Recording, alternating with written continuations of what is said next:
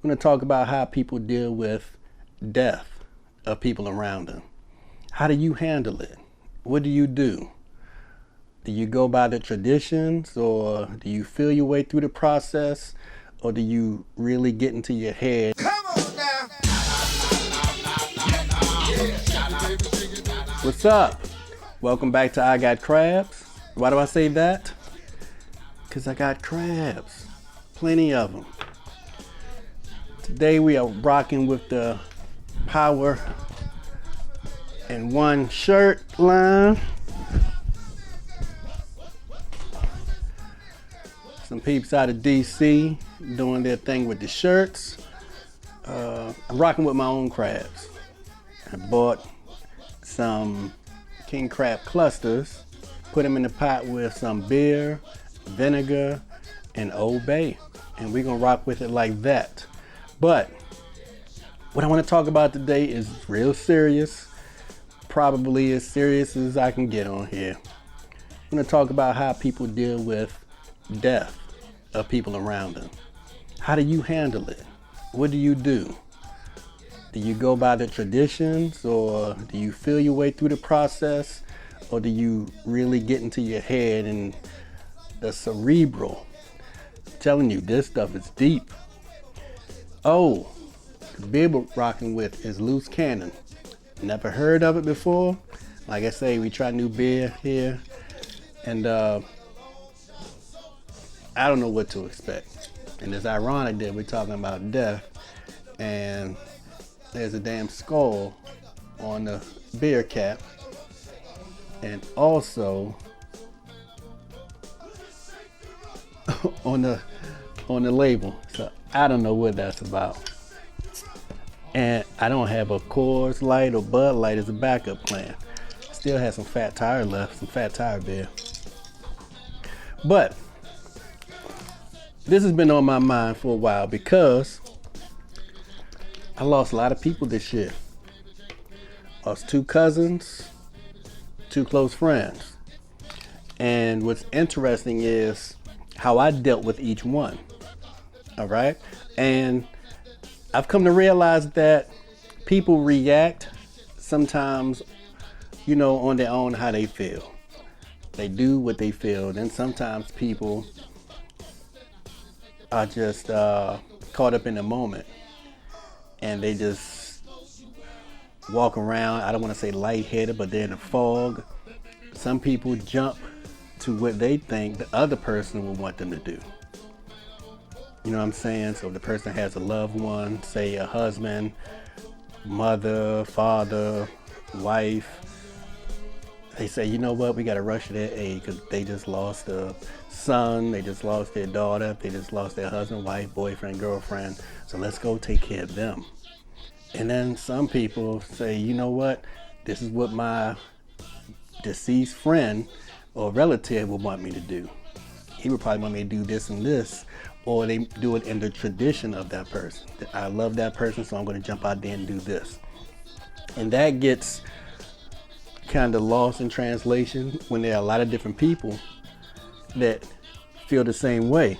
So you have a whole bunch of people sort of jockeying for position as to who's going to do what. When everybody can't do the same thing, that gets rough, I'm telling you. So, oftentimes you have people also doing things to benefit themselves.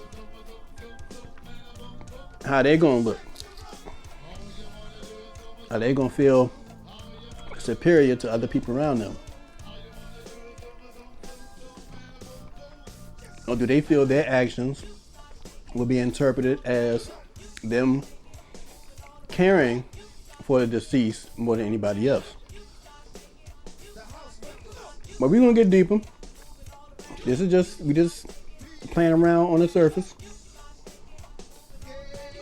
And then you have to think about, how does the loved one or the person that you're helping out or you're going to take care of or you're going to check on, you have to think about how they perceive what's being done.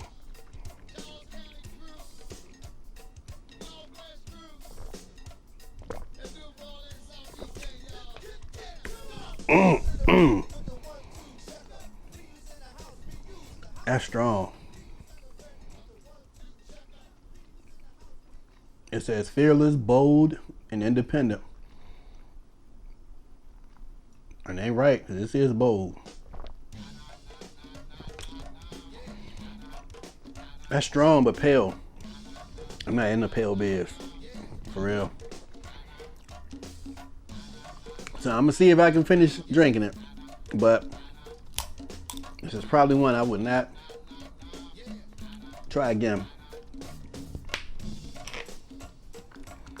I think my cousin would love it. Cousin Steve and my boy Chris, they like these kind of beers, for real. When somebody passes, let's say for example, let's say your cousin passes, all right? Say you got a cousin, 29 years old. What's the first thing that you do? Traditionally, some of us call the person that may be closest to him. In this case, we're going to say it's a male that passed away. 29-year-old male. Cousin. So what do? Traditionally, like I said, you may call the person, but beyond that, you may shoot a person a text nowadays. Beyond that, you may rush to the person's house, check on them, hug them, take them a card, take them food. Other people would not just go over there. Whether or not they take food, they'll hang around for an hour, 2 hours, maybe all day. Some people would do that and then go back the following day. And maybe another day after that. And then some people will not only hang around, but they will take charge or volunteer their assistance. And they may help with the program or organize pallbearers, funeral home business, all that kind of stuff. Everybody does things differently. Now, what's funny is, I think how people react to death is similar in life to how people react in hospitals and how people react to those that are, I guess, on the crime scene, newly deceased people.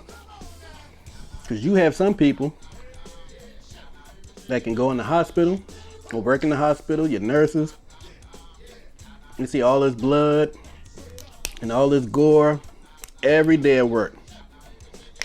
And it doesn't hit them or weigh on their minds as heavily as the average person. So they see people come into their hospital, their emergency room, gunshot wounds, car accident wounds, people who are hanging on to life, and they can just put needles in them, they can bandage them up. Some people couldn't fathom being involved with that. The mere sight of blood will make them pass out. Just being in a hospital makes some people feel awkward. So are the people who can't handle being in hospitals, can't handle being around deceased people or ill people or wounded people, are they less compassionate? No, they're not. They just can't handle certain things that other people can't handle. And same applies to when someone passes. You may have someone that loved the deceased as much as the person, or more than the person, who's bringing food over and calling every day and staying over there for hours after they get off work, and they come in and cater to the person and take care of the mother of the deceased or what have you. You may have someone that cares more than that person, but they can't handle the environment. They can't be around it for long. It'll crush them. You know, somebody passes away and you go over to their house. Your mother, grandmother take you over there. And y'all hang around. There's normally an uncomfortable stillness in the house. Normally. Sometimes the cousins or men or whatever congregate in a certain area with the TV on. Mind you, in my opinion, women are normally stronger in times like that than men. But that's another topic for another day. But you go there and visit people and you do it over and over again. Well, I remember one time somebody passed away, and the family members, you know, somebody, I ain't gonna say who it was, they was like, let's go over there. We went to the person's house, and the person was like, yeah, and what? Okay, all right, and didn't want to let anybody in. He's like, no, everything cool. Yeah, I'm just getting some rest. I'll talk to y'all later. She didn't even want the people in her house. But y'all ain't hanging around here trying to make me sad. And I was like, all right, heard that. So I lost 4 people this year, 2 cousins, 2 close friends. And when the 4th passing came around, I couldn't deal with it. I went over to his house just to pay my respects to his family. And I didn't walk up the driveway. As a matter of fact, I parked outside, got out of my car, and hung out for about 15-20 minutes. And I said, if someone comes out or someone pulls up and goes inside, I go inside. If not, I'm gonna hang out here because I can't handle it. And for that 20-minute period, nobody pulled up, and after 20 minutes I left. I couldn't handle it. I couldn't handle the reality of the situation. Some people zone out. Like when the first loved one passed, I was into it. The second person passed, I was like, man, that's a lot.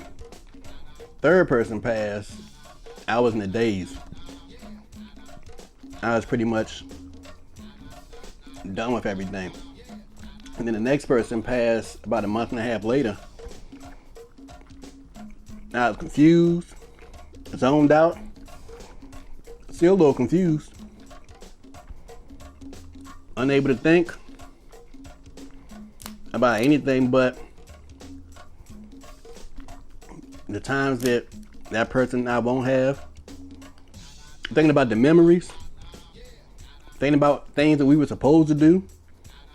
I was talking to him about playing golf. I was like, look, we gotta get out on that golf course. Now, I don't mean just the driving range. We gotta get out there and do a full 9 holes or 18 holes or something.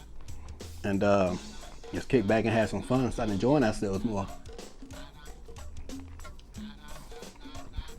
And he was like, yeah, we gotta do that.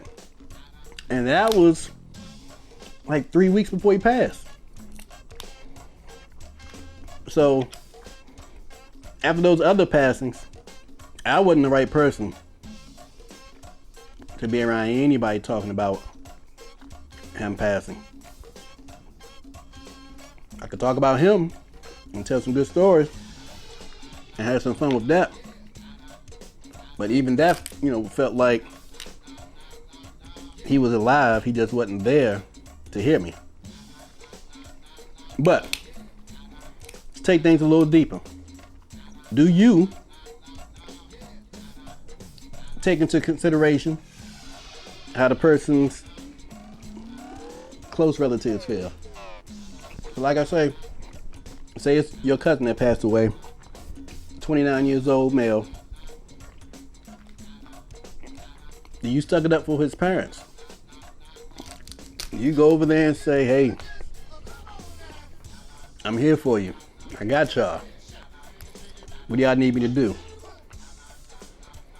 Or do you go with how you truly feel? Are you thinking about yourself? Because placing yourself in an uncomfortable situation is definitely cool and worth it when it's somebody you love.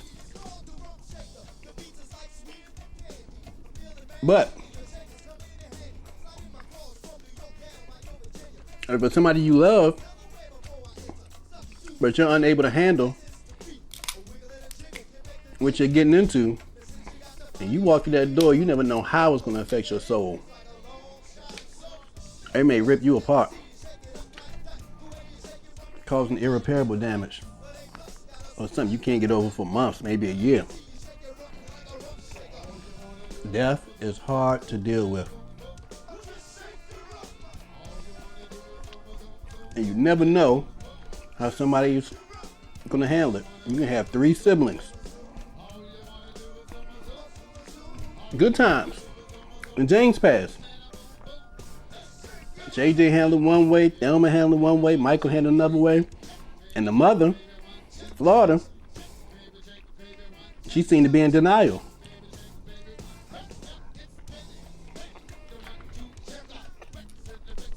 And she eventually broke down, but a good example is Tupac's mother. Now, nobody on earth was closer to Pac than his mother, Miss Afeni Shakur.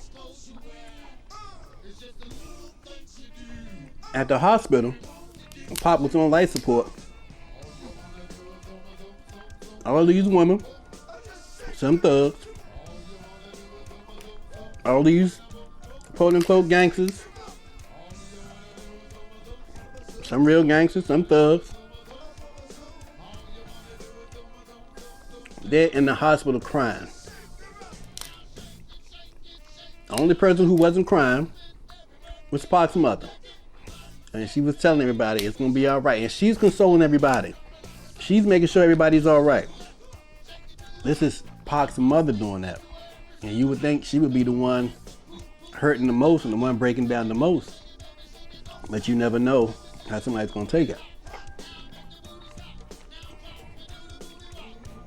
So, another big thing is, how does the person perceive it? So, your 29-year-old male cousin passes.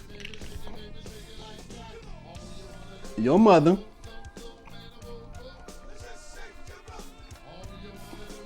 goes over there and consoles him. Says you. You go over there and you console the mother, bring food and everything. And then after all is said and done, after the funeral, the mother says, you know what, you didn't even give me a card.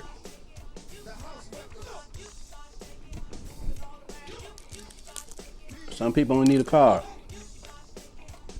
That person didn't value people coming over, being by her side and hugging her. She wanted that card. So it helps to know what that person desires and what that person values. You may come over or deliver food, and the person say, look, I don't need you to deliver food I just need you to spend the night here with me. Let's stay the night. Need a shoulder to cry on all night. That may be what that person values. And then you have people who are in competition with other people to get that person's attention. So you still got the cousin that passed away. Everybody want to run over there. Not everybody, but somebody want to go over there and get to the mother first or get to the father first and do all this stuff for her. So when the other cousins or friends get there, everything is already taken care of, and that person like, damn, so-and-so kicking butt around here. Did this, did that, ran errands, went and picked this up for me, dropped my kids off at school because I couldn't do it, and did all this. Where were the other cousins? They come in there 4 or 5 o'clock in the afternoon when they find out, and after they get off work. But the other cousin got there at 7 in the morning and started taking care of stuff. You never know what somebody's intentions are. I mean, are they doing it out of love? Or are they doing it out of habit, like the undertakers and the nurses? They just naturally good at it and they have a feel for it? Or are they doing it because they care? Or are they doing it to upstage other people? Or to prove themselves to that person? You know one thing, you shouldn't really judge somebody by that, because you don't know what they've been through. Like I say, when first 2 people passed away this year that I was close to, or relatives, I can handle a little bit. And there's been times when people have passed and I was all in the mix, making sure people are okay, hugging on people, retrieving food, making sure people ate, organizing pallbearers. And there's been times, now I was in fantasy land. I didn't want to talk. I just wanted to chill and not even deal with reality.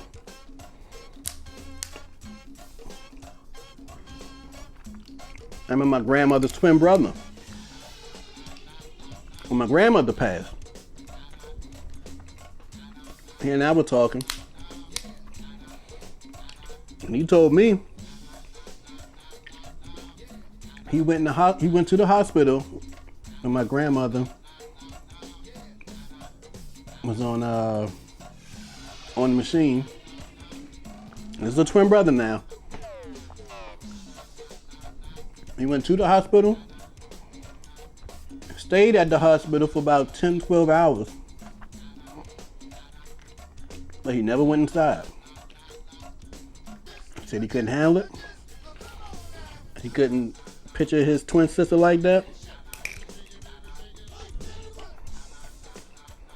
Laid up in the bed on that machine. But he was there the entire time.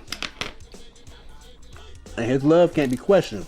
He loved his sister dearly. He did all types of stuff for his sister. And she loved him. But some of us can't pitch our loved ones a certain way. We can't expose ourselves to certain environments. We just can't handle it. And then you got some of us who take being in dreamland a little too far. I ain't gonna say a little too far. We take being in dreamland, we take escapism to the extreme and just get drunk or blaze up, smoke 2 or 3 days in a row non-stop because of the pain, because of being in denial, and you just want the pain to stop, or you don't want to face that reality.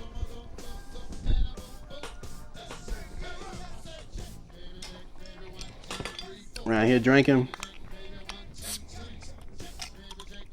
2 or 3 6-packs, a whole bunch of Hennessy.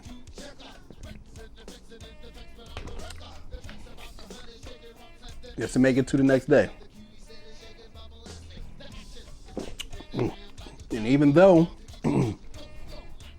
I had 3 relatives and friends pass away, when the 4th one came along, should I receive empathy? Should I tell everybody, look here, I catch y'all at the funeral, but I can't handle all this. I just had a few other people pass away, and I don't know, my heart can't take anymore. Do you say that? If you do, should you get empathy? Because if that were my aunt, my cousin passed away, should she have empathy? For me, when she's looking for people, more than likely, to have empathy for her and her situation, because she just lost a loved one. She's not thinking about who else she lost. So those of us in that predicament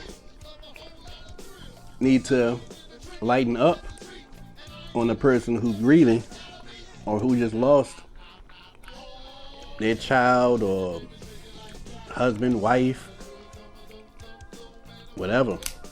You know, lighten up, because they're not in their right frame of mind either. They're grieving also. So you have everybody grieving. Rarely does everyone make all the right moves or empathize with everybody or give a damn about how somebody else feels. That's rare. Sometimes people come up short in other people's eyes, but that's because they're not in the right mind. If they look up later, they might say, you know what? I didn't even realize all that was going on. I was just thinking about such and such passing away, and I was in shock, and I couldn't believe it, and I just wanted A, B, and C to be taken care of. Well, I wanted you there. I wasn't thinking about what you were going through. I didn't even consider you going through something. So, we gonna leave it like that. Hate to get serious on y'all. It's a serious matter, man, because people lose friendships and lose family members over stuff like this. People really fight over stuff like this. Stop speaking to you for years, and you don't know why. But they mad because you didn't come into town when their son passed away or when their wife passed away. And you 2 or 3 states away, you hit hard times, you only have $300 in the bank. You go to that funeral, you catch that flight, you're gonna miss your rent, or you're gonna miss your car payment. Or when you do come to town, you don't have a place to stay. Person may not know all that. They may not give a damn. All they know is what they want at that time and what they expect out of you. So we're gonna leave it like that. Please give me some comments on this, because it's something I'm not gonna say I've been struggling with it, but it's been heavy on my mind. Keep it real with y'all. You know, somebody else passed away this year. I don't know. But anyway, leave your comments. Tell me what you think. I can't mess this loose cannon. I may cook with it later, but I can't drink it. Back on this fat tire. I'm rolling with this. I love y'all. I appreciate y'all checking me out. And like I say, tell me what y'all think. And I'll talk to you then.